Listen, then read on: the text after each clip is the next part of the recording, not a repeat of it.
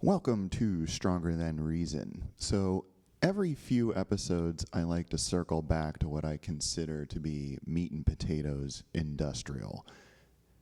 And for me, it's kind of like staying in touch with the mothership and bringing this thing back to basics. And I last did that in episode 14, which was the one about Front 242's official version album. And in that, I said that this album in some ways was the counterpart to the album Big Sexy Land, which was the first album by the Revolting Cocks. And both were recorded around the same time. They both had a pretty similar sound. And they both featured the vocal stylings of Richard 23, who was for a time a member of both groups. And I'd like to review this idea of bands and albums having counterparts. And I said it in that episode, but I'll say it again, that if Ministry were Superman, RevCo would be Bizarro. So they were two projects with largely the same people, both led by Al Jourgensen, but they had completely different missions. RevCo, we'll find, wasn't so much the evil twin as the weird twin, and Ministry was the quote-unquote serious band. And Ministry was all about aggression and punching up, and Al ruled Ministry's output with an iron fist. The Cocks, on the other hand, were more of a party band. The overall attitude was about having a good time. There was more of an anything-goes approach, and Al was a lot more open to working with other collaborators, as we'll see. So they were a relief valve of sorts from the pressures of Ministry. And the list of Ministry side projects is long and probably merits its own episode, but RevCo among those is a bit different. So for one, they had 3 studio albums back in the heyday. And before I go any further, I want to point out that I'm only talking about RevCo as it existed through 1992 or so. I'm not going to go into anything that happened with them after that. And why is that? So after that point, they would go on hiatus for a while, and Al would reconstitute the band with completely different members, and they would release something like 3 new studio albums after the millennium. Each of those had a remix album. That stuff doesn't interest me at all, much like Ministry's output after Paul Barker left. To me, it just bears little resemblance to the classic stuff, which is what I grew up with and love. I think a lot of people would agree that everything Al did after 1995 or so drifted into metal and speed metal territory. And frankly, that stuff just bores me to death. It just sounds like every other metal band. So, yeah, I'm just going to disregard all that later stuff because I can, okay? So most of the various Ministry side projects had just a few songs. Lard is one exception that comes to mind because they also had 3 studio albums, and they're reportedly working on a 4th. Lard was Al's project with Jello Biafra, former lead singer of the Dead Kennedys. Jello has a podcast now, and he had Al on his first episode back in, I think it was October 22. And the two of them were talking about Lard's future and pointed out that maybe they could come up with yet another album. So who knows? But Lard never had a headline tour. Jello would just show up at Ministry gigs to sing the odd Lard song, and they were pretty odd songs. RevCo had at least a couple major live outings as a headliner, which is something that no other Ministry side project has done, to my knowledge. Their live debut was recorded on audio and video as the charmingly titled You Goddamn Son of a Bitch, shortly after the release of Big Sexy Land. And they would tour extensively for their next full length, the album that I'd like to focus on today, the also charmingly titled Beer, Steers, and Queers. And before I get into this, though, I want to talk a little more about the name of the band and the names of their albums, lest any of my 6 viewers get offended. First of all, the band name. So to understand this, we have to go back to the beginning. And keep in mind that Ministry's early commercial success is what drove a lot of the later industrial music revolution. So in 1984, Ministry was on the Wax Trax label in Chicago, and they had an American tour lined up. And Wax Trax maintained some communication with the European electronic scene, so they invited Front 242 to open for Ministry, and that was 242's big break in the States. And Ministry would do much the same for KMFDM in 1989. That's just something that Al has done over the years, is give lesser-known artists a leg up, and I think everybody recognizes that, right? So that happened, and Al struck up a friendship with Richard 23, and Al at the time was someone who was quick to collaborate. So after the tour, he called Richard and invited him to start a new project on the side of both of their bands. And Richard agreed, and he brought in his friend Luc Van Acker. And Luc was a fellow Belgian musician. He had released a bunch of studio albums. He had also been a guitarist with Shriekback. And Shriekback at the time were a pretty popular English synth pop band. So Al, always big-hearted, always willing to share the spotlight, invited both of these guys to the U.S., and they got the party started. So for those not in the know, Al did and still does pride himself mostly on his huge capacity for substance abuse. So he immediately took Richard and Luke on a tour of Chicago bars. Now, accounts vary, but at one bar, they were either trying out insulting French expressions or ordering drinks with insulting names. And either way, someone used the term revolting cock, only for the bartender to hear them and call them a bunch of revolting cocks. And there may or may not have been some sort of altercation after that that involved them either throwing things through windows or getting kicked out of the bar. But regardless, the name stuck, and the Revolting Cocks were born. And that's the origin of the band name. You goddamn son of a bitch. This name reportedly came from something Bill yelled in a moment of road rage, which is funny because my impression of everything I've seen and heard from Bill is that he was a pretty even-tempered guy. He was not the guy to just do crazy things in this band, for sure. He was sort of the stabilizing factor. But the title of this album did not age very well. Of course, it's the name of the title track, which is one of the signature tunes for this band. But it's also, of course, a reference to an insult from the movie Full Metal Jacket, which was delivered by the drill sergeant to one of the soldiers. And I have to point out here, because you just have to in this day and age, that this band, Al Jourgensen, Paul Barker, they were not homophobic at all. Quite the opposite, actually.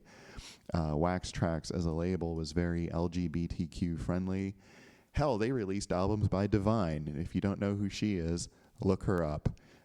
So yeah, they for sure had plenty of gay artists that they were releasing music for, and Al in particular has stated his support for all different kinds of people, and so on. All those details are in his autobiography, should you choose to read it.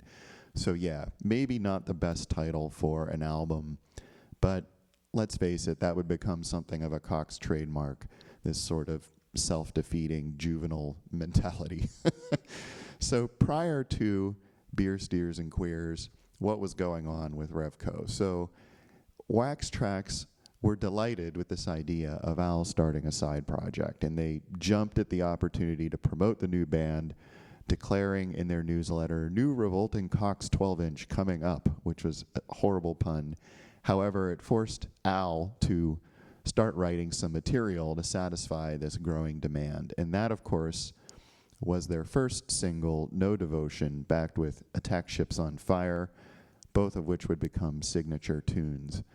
The full-length Big Sexy Land appeared in 1986, followed by Front 242's official version in 1987, both on Wax Trax. Again, see episode 14 for more on that.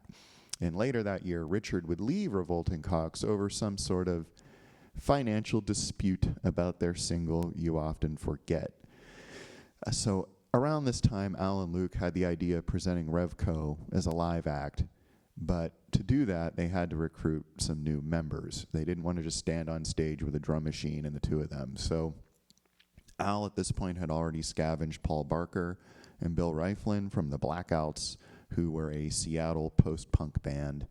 And in 1987, those guys began to work on the next Ministry album, a little number that would become maybe the most celebrated industrial rock album ever, The Land of Rape and Honey.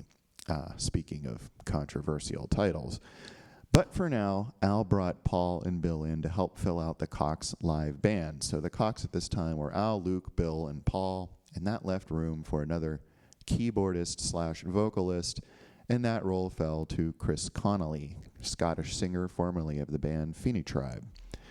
So the band were now a five-piece, and they played their first live show at the Metro in Chicago and released it as this live album and video. According to Al, interestingly, this version was heavily overdubbed in the studio. They apparently had all sorts of trouble recording the audio, and the rest of the band didn't want to release it as is, and eventually he agreed with them. So apparently what we're hearing on this is a lot of the studio tracks just punched up with reverb. I don't know, because when you watch the video, which is freely available on YouTube, you notice that the vocals for sure are syncing up very well. So I don't know what's going on there. Maybe Al and Chris are just really good at lip syncing. Who knows? Anyway, Al, Paul, and Bill spent the first part of 1988 finishing the Ministry album. And according to Chris in his memoir, this was a pretty insular affair.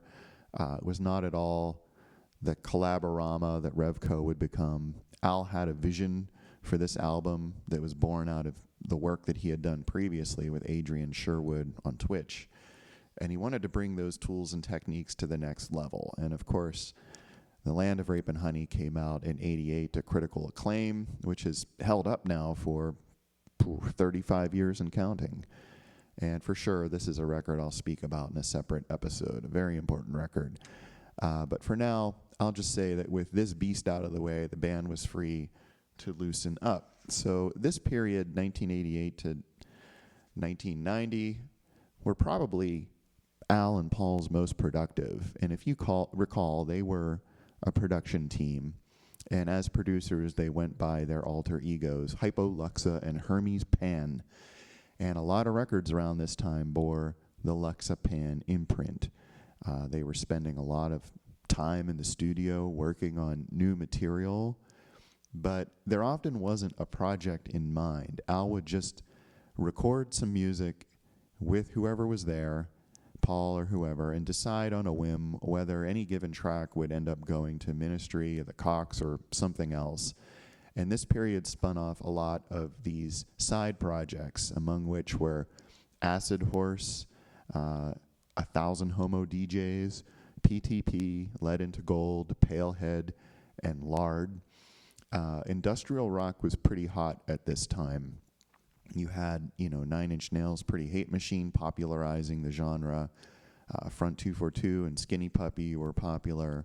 So Wax Trax knew there was a market out there, and they were willing to sell whatever Al and his friends could come up with. Whatever they packaged would sell. So there was a lot of artistic freedom. Al was a cash cow, or maybe the goose laying the golden eggs. So around this time, collaborators would come and go, and Al would route tracks to certain projects. And in this way, the next Ministry and RevCo albums would evolve in parallel. So the Ministry album finally emerged in late 1989 as this, The Mind is a Terrible Thing to Taste. Again, another landmark album that's still celebrated today. Personally, it's not my favorite Ministry album. I consider Land of Rape and Honey to be their high water mark. I find mine to be kind of patchy at best.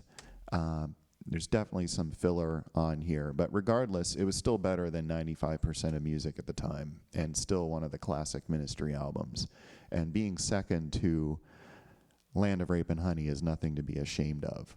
But around this time, plans were hatched for a U.S. tour, which would become legendary. KMFDM would open. That would break that band in the U.S., and in this tour, there would be at least 8 people on stage. They had 2 drummers, 2 keyboardists, 3 guitars, Paul on bass, and they were sometimes supplemented by extra guitars or vocalists.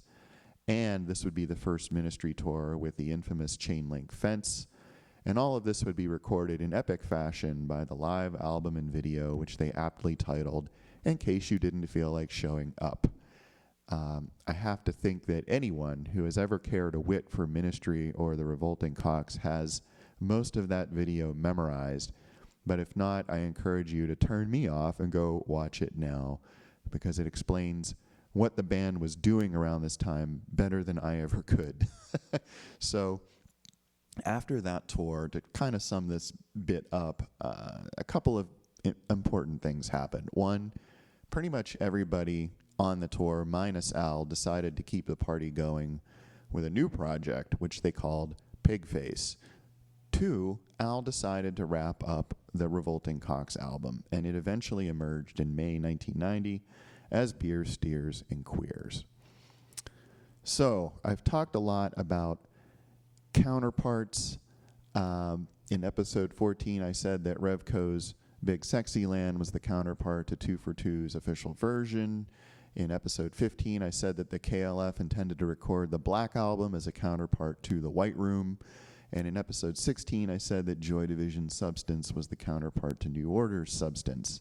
So Beer, Steers, and Queers is also really a counterpart, in this case to Ministry's Mind album. It's sort of a yin and yang situation, right? Yin and yang in my mind, but in some ways these albums are pretty similar. Now, I've talked a bit about the band history and some of the context of the time, but I haven't really talked a lot about the Revolting Cocks sound. So when you drop a needle on a RevCo disc, especially these classic albums, what can you expect? Again, I'm only speaking about their sound pre-1993 or so, but it was mostly composed of electronic beats, samples, and distorted vocals. And that was at its minimalistic peak in Big Sexy Land. That album was pretty much Al, Luke, and Richard playing around with Al's Fairlight CMI like a bunch of kids on Christmas morning. And if those songs were repetitive, as Luke describes in Al's book, it's because they never bothered figuring out how to get to page 2 of the sequencer program. They can only program one part. So I'm sure Al figured out how to do that in subsequent years.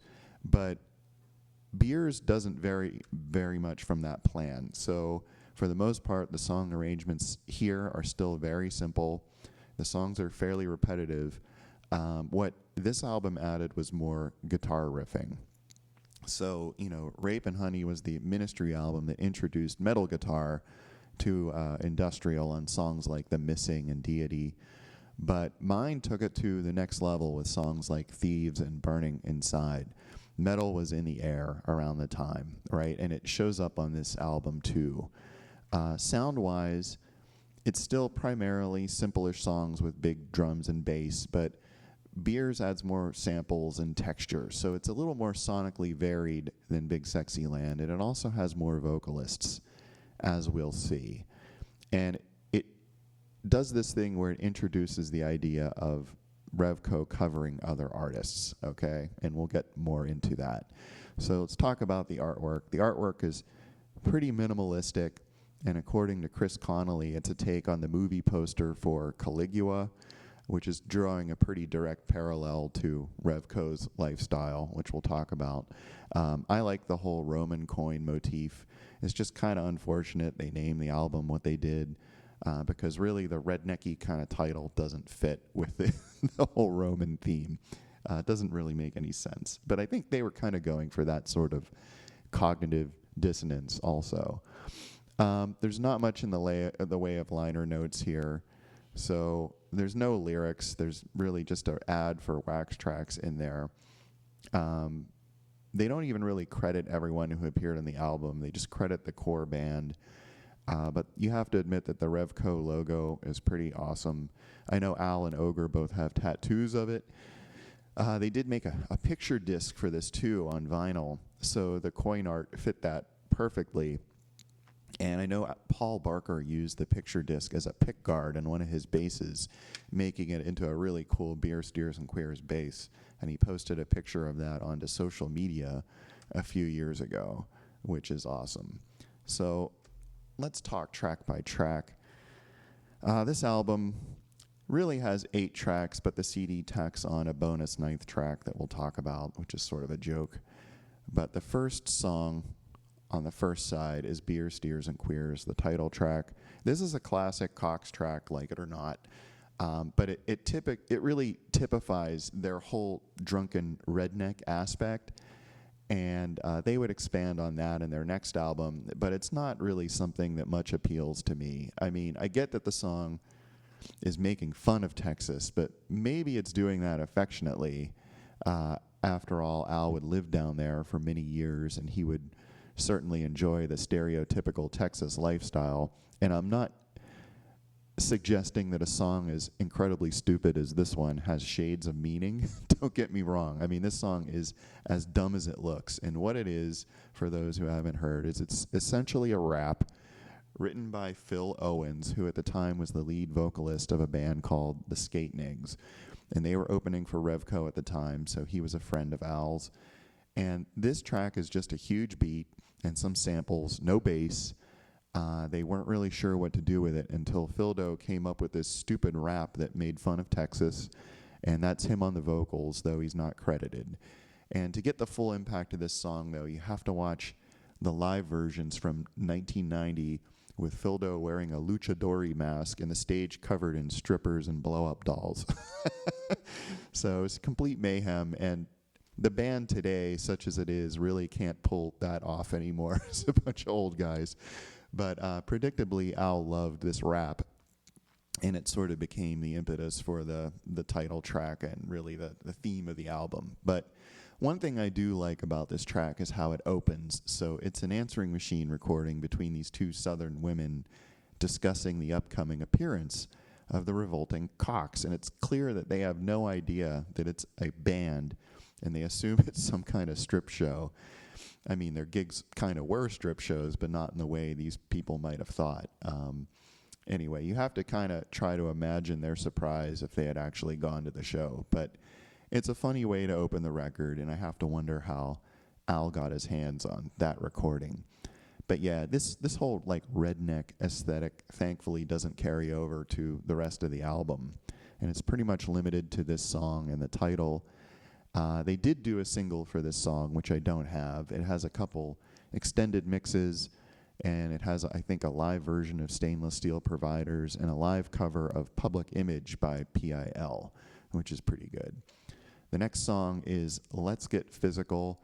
This was an attempt at a cover of the song made famous by Olivia Newton-John in 1981. So there are 2 Cocks versions, of course.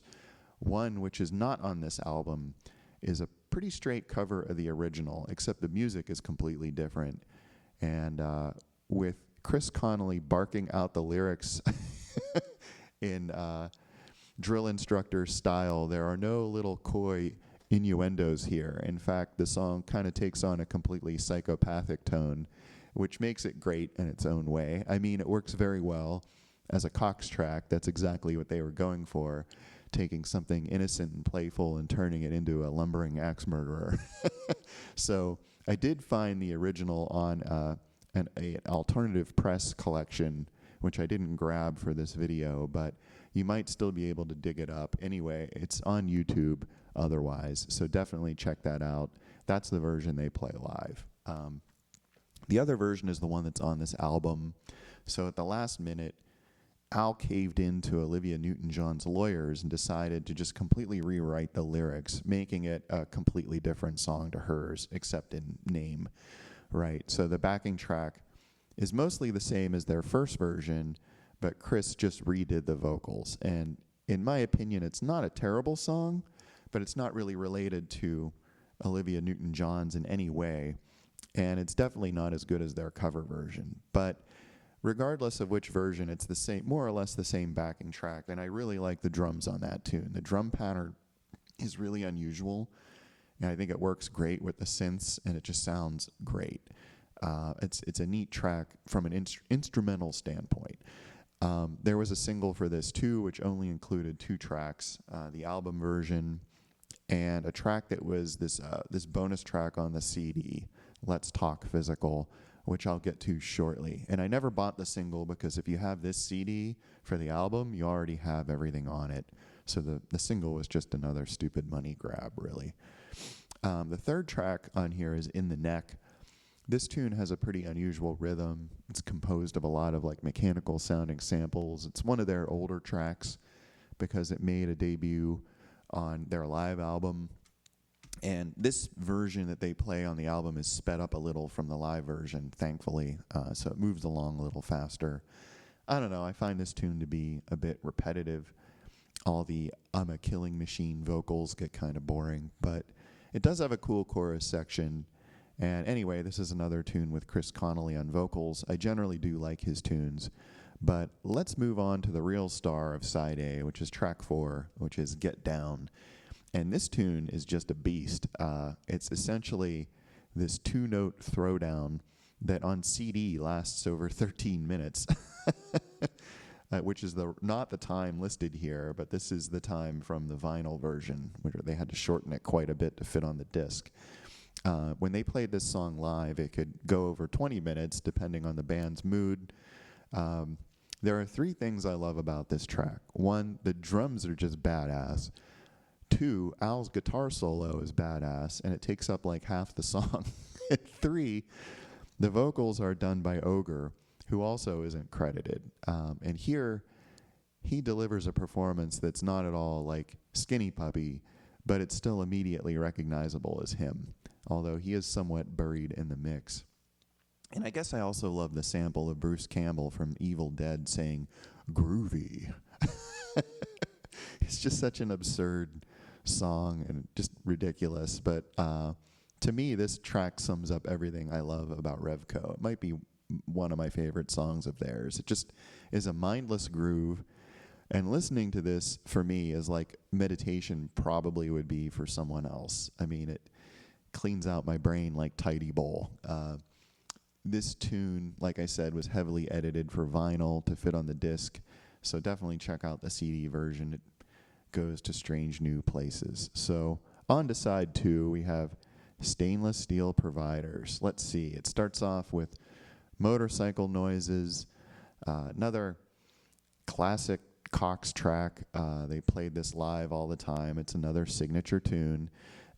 Lyrically, I understand it's about the impressions that Chris Connelly had while riding on the back of Paul Barker's motorcycle through Chicago's manufacturing district. It's kind of a radio-friendly tune, at least for RevCo. They did make a single and a video for this. The T-shirt that I have here is for Stainless Steel Providers. And the video shows the band mostly hanging around a liquor store, and it also shows them lighting a motorcycle on fire and dropping it off a roof, as you do. The single is pretty nifty. It's got 3 tracks. It has Stainless Steel Providers and a remix of TV Mine from Big Sexy Land, and it has a weird tune called At the Top, which Chris said was largely written by him and Luke, with Luke on bass and Chris on piano, of all things. And they used the term alpine reggae to describe At the Top, which is pretty apt. I like it because it has a very different feel from other Cocks tracks. It's a bit more subdued and nuanced from a band that was not at all known for being subdued and nuanced. It doesn't just club you stupidly over the head like most RevCo tracks. Also, just very cool cover art, which again, they cribbed mostly for this T-shirt from these pictures of 3 guys on motorcycles. And this is back when Jeff Ward gets a credit for playing drums as well on some of these tunes. So, yeah, Stainless Steel Providers is a cool tune. It's one that Ministry would play even on the second half of their Mind tour. And oddly, Ministry would cover Revolting Cocks, but it was never the other way around. So you could go to a ministry show and hear Stainless Steel Providers, but you would never go to a RevCo show and hear Thieves, for instance, for whatever reason. There were all these unwritten rules, I guess. So track 6 is Can't Sit Still. This one's a favorite of mine, too. I like how it starts out with these metallic noises that go on for a while, and I think I figured out what those are. So do you remember those metal meditation balls they used to have? They had like bells inside, and you were meant to put like 2 of them in your palm and kind of use one hand to roll them around in a circle. And a friend of mine had some of these back in the day, and we agreed that that was the sound at the beginning of this track. Anyway, this tune is pretty intense. It's pretty menacing and has my favorite bass line of the whole album. And today, to this day, I play that bass line whenever I first pick up a bass wherever I am, and it almost always like raises some eyebrows, like, yeah. This is Connelly again on vocals. Probably not one of his favorite songs, though, because he hasn't really performed it live in a long time, to my knowledge. But I think his favorite happens to be this next song, track 7, which is Something Wonderful. Back in the day, I dug this tune because I knew where the title and the sample came from. One of my favorite sci-fi nerd movies of the time, 2010 Odyssey 2. They sampled that right onto the track. But now I find this tune to be kind of cookie cutter. It's just not very distinctive. It has a verse and chorus structure, and that's pretty much it. It just sort of chugs along. The Cocks, as they are today, routinely do play it live, although, I guess Chris likes to play it. They've been together playing in one form or another for the past 6 years or so. But again, not much going on here, musically or otherwise, which leads us to the final track on the original album, which is Razor's Edge. This is kind of a straight-up guitar rock tune, but it has a few twists in it. But for the life of me, I can't figure out who is singing this song. It sounds like it's probably Luke or Al. And Wikipedia says it's Luke, but it doesn't cite anything, and I've never read anything about how they did this song, so I really have no idea. Let me know if you know the answer to that question. It's been bugging me. Finally, on the CD, they have this track, Let's Talk Physical, which was also on the Physical single. So what is this? What it is just a very short loop, like a second or so long, of a snare drum and Chris yelling, "Talk!" And it repeats that for like 7 minutes, and it's incredibly annoying. I'm not sure, but I think maybe the vinyl may have ended with a locked groove, with this playing in the locked groove. So maybe the CD is trying to repeat that effect. I don't know. Maybe somebody who has the vinyl can let us know. Anyway, this is nothing you want to listen to for more than about 5 seconds, trust me. And it's the reason I didn't bother buying the stupid Physical single. And that's the album, Beer, Steers, and Queers. So, like I said, they did do a headline tour for this album. That tour was something of a shambles. It was just very chaotic. With, I think it was described by Chris as everybody on every possible combination of drugs at any given time, and a lot of partying, very little like in the way of efforts to actually play the songs, band members wandering on and off the stage for various reasons. There were reports of cattle on stage, which of course makes no sense, but made for great newspaper copy. You name it. Fortunately, some of these antics are available on YouTube for us to watch today, safely, 30 years later. Just be sure to search for Revolting Cocks Live 1990 to get to the real stuff. Anything filmed after 1995 is not the real deal. But maybe better is the tour diary that Jason Pettigrew wrote. Jason, some of you may know, was an editor of Alternative Press, which was one of my favorite music mags in the 90s. He's the guy, if you've seen at Ministries in case you didn't feel like showing up video, who's shown passed out on the street getting made fun of just before the Burning Inside video. That was after Al took him out for drinks. But anyway, he toured with the band for Beer, Steers, and Queers and captured all the antics. You can still read about it online. Just Google Revolting Cocks and Skatenig's tour diary. And there's all sorts of questionable hijinks in there, including how Trent Reznor joined up with the band midway through the tour and would occasionally lead them in covers of Black Sabbath's Supernaut. Yeah, I think I might be contractually bound to mention Trent in every single episode, no matter what I'm talking about. I seem to mention him often for some reason. And it's weird because I'm not really the world's biggest Nine Inch Nails fan, and I haven't even listened to half of their albums. I just think Trent has connections with a lot of my favorite bands for whatever reason, so he tends to come up in discussions. But if you really want insight into the story and the looks and the lifestyle of this album and the whole industrial Chicago scene back in the day, I recommend that you also check out Chris Connelly's memoir, Concrete, Bulletproof, Invisible, and Fried, My Life as a Revolting Cock. I have it here in paperback. I also have it as an audiobook.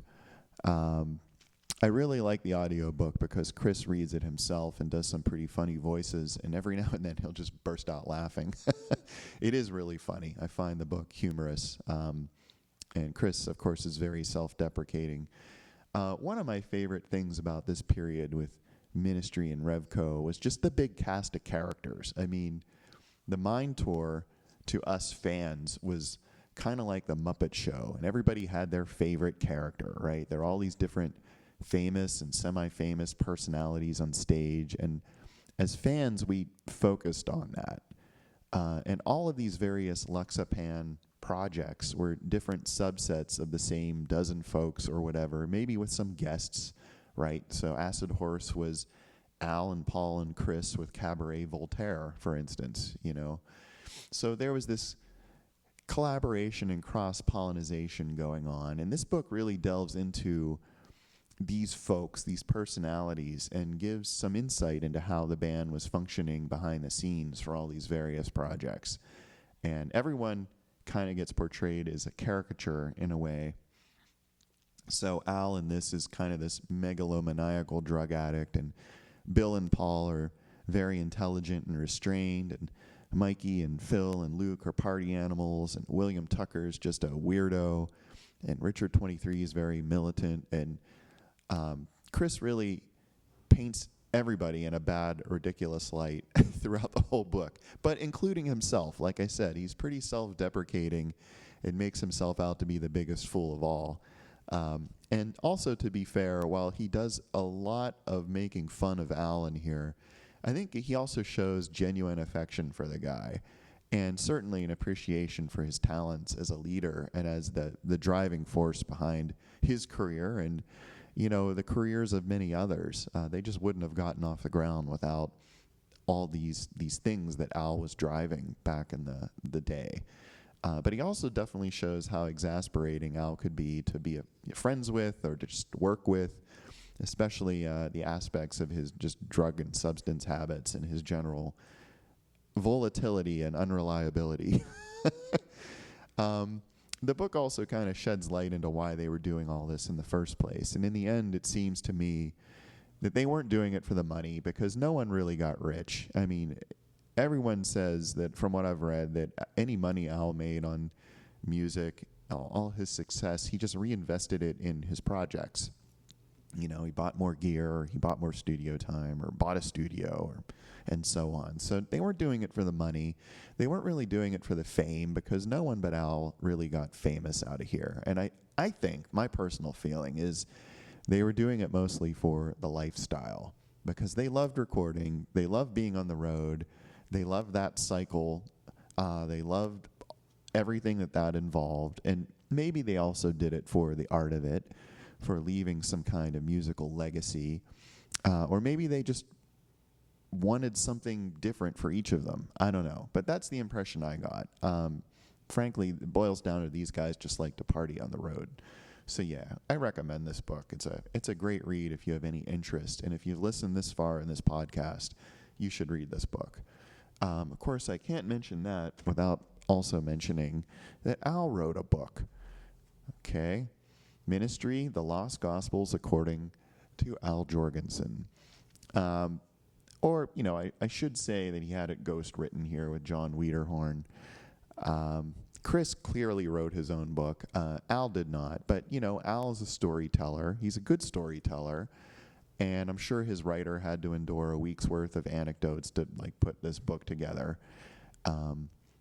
Anyone looking for insight into Al's creative process or for specific memories of beloved albums will probably be disappointed reading this book, because it reads like a drug diary, and one with a lot of celebrity name dropping. So he kind of hand waves the whole classic Ministry period from 88 to 90, saying man, I barely remember any of that music stuff, but let me tell you about every horrible drug trip I had in that period. So in the end, you're just kind of exhausted and you feel like you need a shower.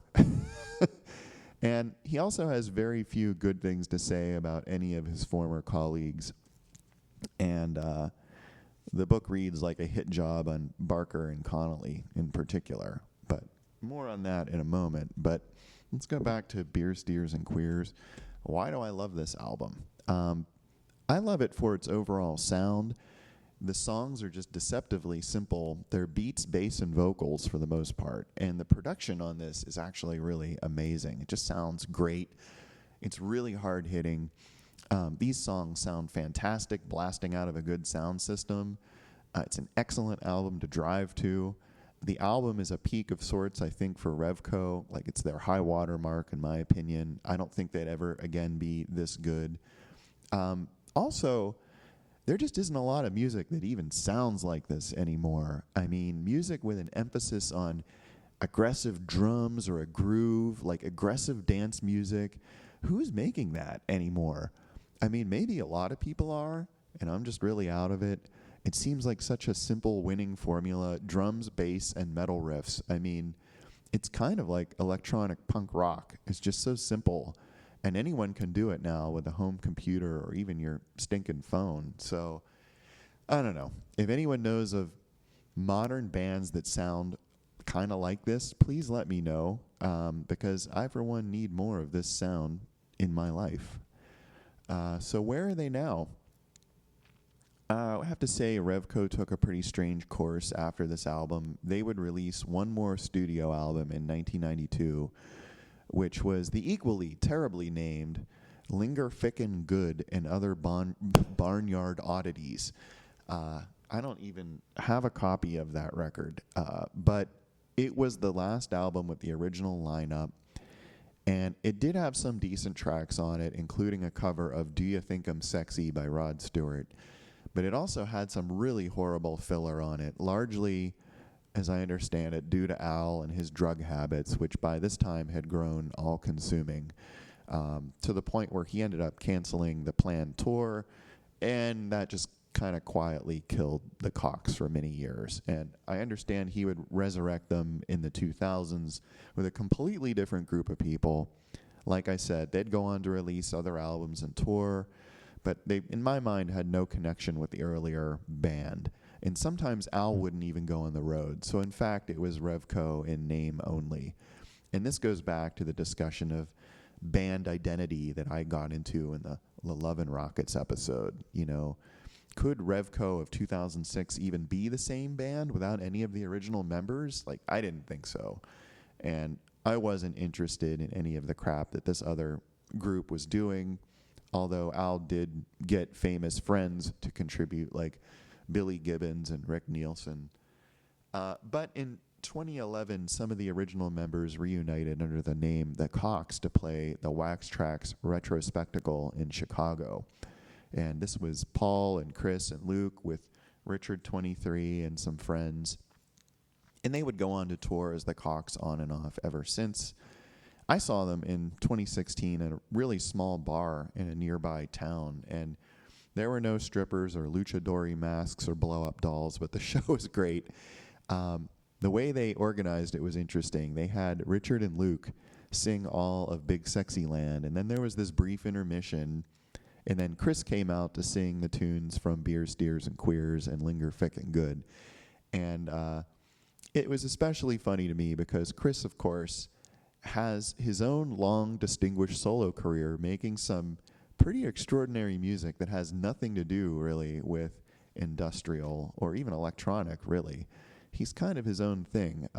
So to see him come out on stage with his shaved head and shades, belting some Cox classics was kind of great. I guess for him, it must be like dressing up in costume and putting on a character. You know, like, yeah, I'm going to be that guy from the Cox today. Time to get into character. And I'd like to talk more about his solo stuff eventually because it is remarkable and it shows how far he's grown from his very early days as an industrial vocalist. But beyond that, I'm looking forward to seeing Skinny Puppy on their final tour this year because, among other things, you know, Paul will be opening for them with his long-running Lead into Gold project. And I picked up his second album, The Sun Behind the Sun, when it came out a couple years ago, and I was as impressed as ever. That guy is just very talented. It's Paul Barker. And Richard 23, of course, is still touring with Front 2 for 2, as I stated in that episode. Bill Rieflin, unfortunately, passed away in 2020. Even Al had to give him a tribute on Twitter at the time. And, you know, it's funny. I remember reading Bill's online blog back in, this must have been 2003 or so.